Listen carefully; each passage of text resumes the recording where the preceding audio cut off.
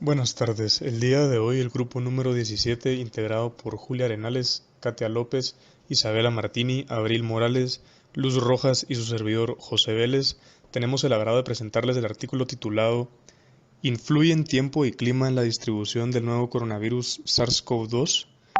Una revisión desde una perspectiva biogeográfica por Oliver Gutiérrez Hernández y Luis García. El presente artículo efectúa una revisión y comparación de 33 artículos científicos publicados hasta la primera semana de mayo de 2020, que relacionan las condiciones atmosféricas de la distribución del SARS-CoV-2. En la mayoría de ellos se concluye una relación entre el tiempo atmosférico y/o clima con la distribución del SARS-CoV-2. Un resultado encontrado en la mayoría de estos indica que en ambientes frescos y secos la expansión del virus es mayor que en ambientes cálidos y húmedos. Sin embargo, una de las problemáticas que presenta el análisis es la falta de homogeneidad en los estudios analizados, puesto que provienen de distintos grupos de investigadores con distintas metodologías y en diversas partes del mundo.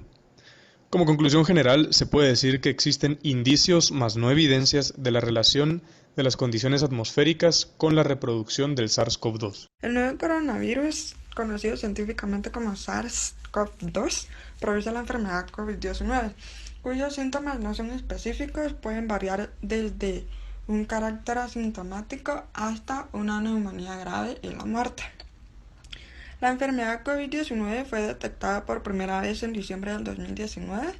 En marzo del 2020 se declaró pandemia global por la Organización Mundial de la Salud.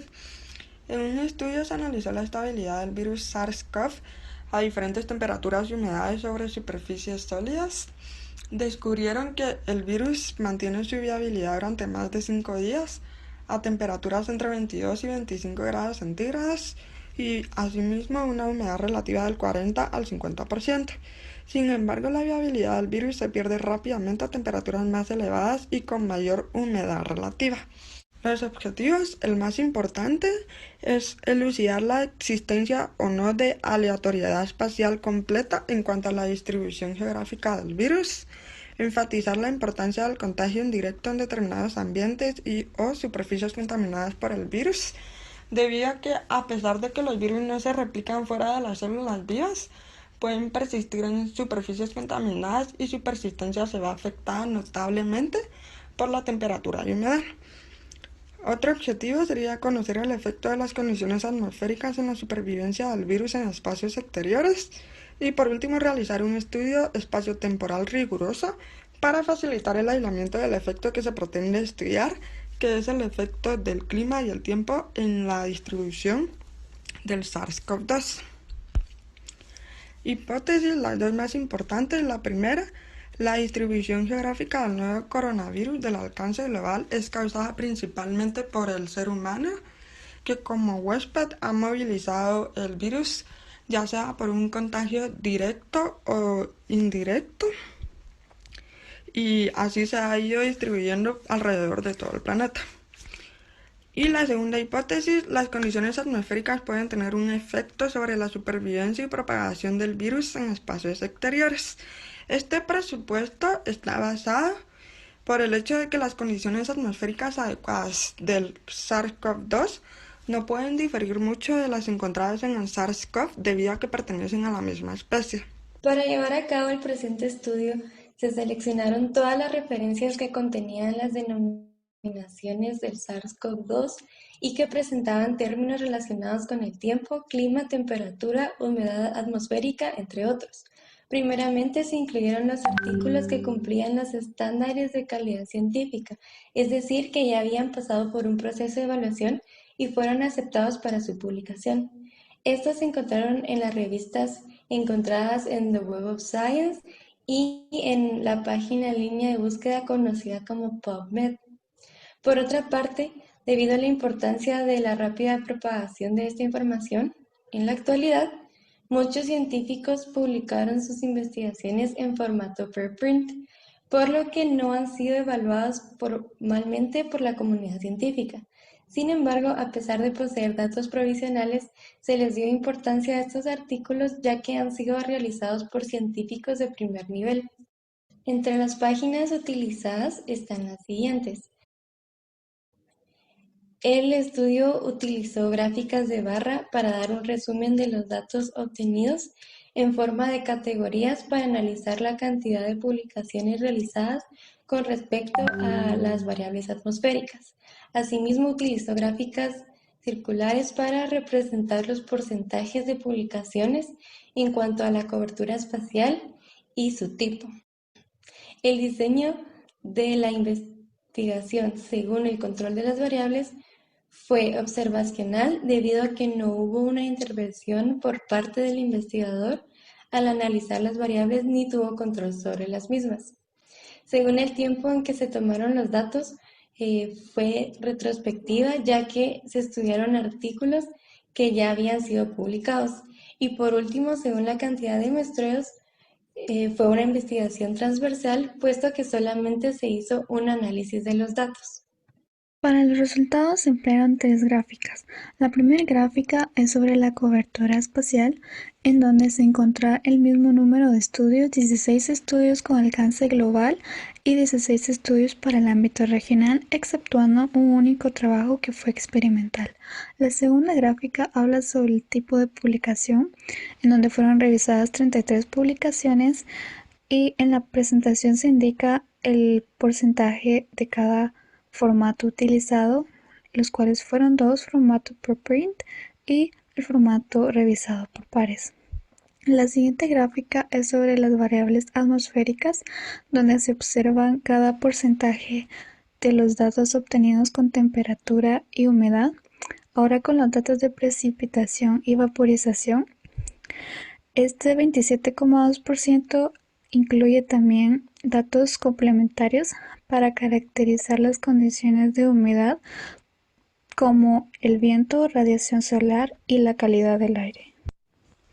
Con respecto a las investigaciones generales basadas en esta problemática, se obtuvieron diferentes resultados. En el primer estudio nos indica que el virus es bastante estable a 4 grados en un periodo prolongado. Conforme se va aumentando la temperatura, se va reduciendo la estabilidad del virus y este se vuelve menos infeccioso. Al experimentar una temperatura de 56 grados no se detectó ningún virus aún después de una incubación de 30 minutos. En el segundo resultado, los investigadores utilizaron un modelo autorregresivo en donde compararon las similitudes existentes con las condiciones meteorológicas producidas en la primera semana del brote del virus y lograron determinar las condiciones favorables del virus para su propagación, las cuales las indican en el segundo punto de la presentación.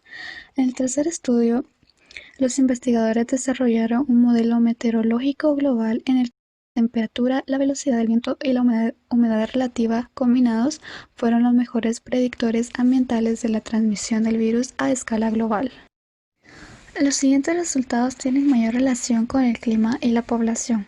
En el primer estudio, los investigadores desarrollaron un modelo aditivo para explorar la relación entre la temperatura media y los casos confirmados de COVID-19 a través de curvas de exposición-respuesta. Determinaron que la temperatura media tiene una relación lineal positiva con el número de casos de COVID-19 hasta los 3 grados, a partir del cual la curva de respuesta es plana. Los autores interpretaron este resultado reconociendo que no hay evidencia que respalde que la incidencia de este virus crezca cuando la temperatura aumenta por encima de este umbral. Luego encontramos resultados distintos en Estados Unidos, donde emplearon un modelo de máxima entropía en donde encontraron más casos en áreas frías. Concluyen que el clima puede no desempeñar un papel central en la propagación del virus y que éste puede extenderse a cualquier lugar del país. Para el tercer estudio se utilizó un modelo epidémico dependiente del clima para una simulación de la pandemia. Esta determinó que las variaciones de humedad pueden ser importantes para las infecciones endémicas, pero en este caso el clima solo puede influir de forma muy modesta, concluyendo así en que no tiene gran influencia con la propagación del mismo. Sistemas bioclimáticos propuestos. 3 grupos de investigadores sostienen datos climáticos y atmosféricos como predictores principales de la reproducción y transmisión del virus.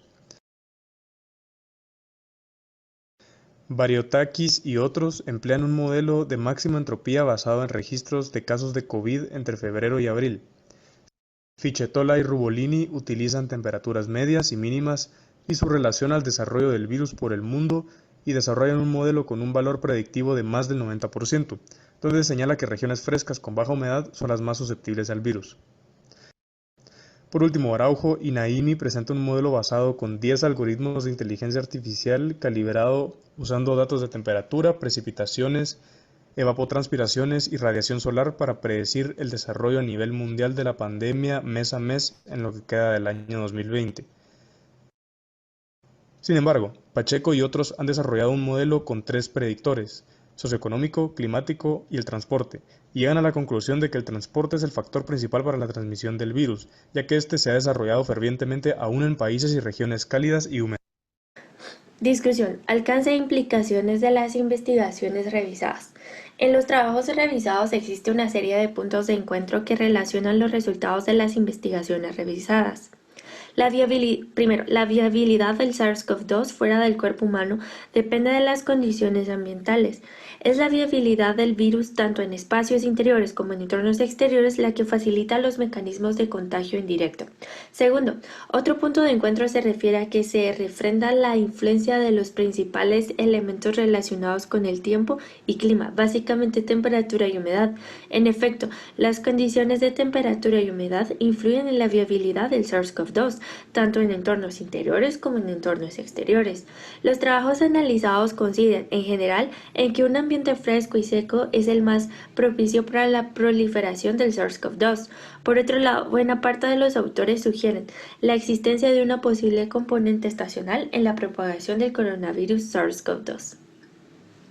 Algunos autores sugieren que la llegada del verano podría poner fin a la pandemia en aquellas regiones donde, en teoría, no se dan en dicha estación las condiciones ambientales más propicias para el SARS-CoV-2.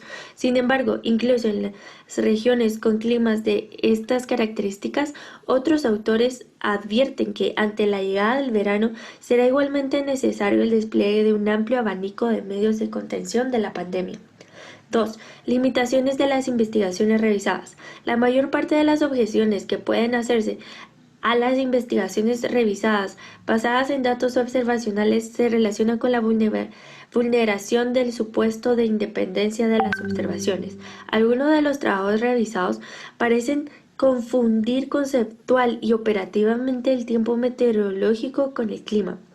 El empleo de datos climáticos para la calibración de modelos de envolturas climáticas solo está justificado si se asume que el organismo ha alcanzado un equilibrio con el clima. Los autores proyectan con sus modelos la variación mensual de la idoneidad climática del SARS-CoV-2 en el conjunto de la superficie terrestre.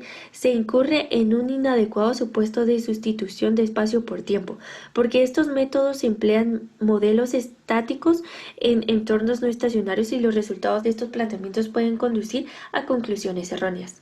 Se pretende llamar la atención sobre dos aspectos cruciales. Primero, la necesidad de una definición clara y uniforme de la noción de riesgo, así como un marco metodológico unificado para cuantificar. La cuantificación del riesgo de transmisión de enfermedades es en efecto un aspecto decisivo para la asignación estratégica de recursos para la salud pública, tratamiento, aceptación y difusión de los resultados de investigación. Segundo, se ha detectado una degradación de los estándares mínimos exigibles en la aplicación del método científico en muchos de los trabajos revisados sobre la influencia de tiempo y clima en la distribución del SARS-CoV-2, y no solo en los trabajos publicados en repositorios de preimpresión, también en artículos científicos revisados. Y se llegaron a las siguientes conclusiones. En cuanto a las hipótesis iniciales y los trabajos revisados, parece haber una clara dependencia espacial y temporal en la distribución global del nuevo coronavirus. El ser humano ha sido el vector principal y su distribución está condicionada por el mapa de movilidad poblacional y la conectividad geográfica. Por otro lado, la mayoría de autores han coincidido en que podría aceptarse que los factores ambientales pueden estar influyendo en la propagación del nuevo coronavirus.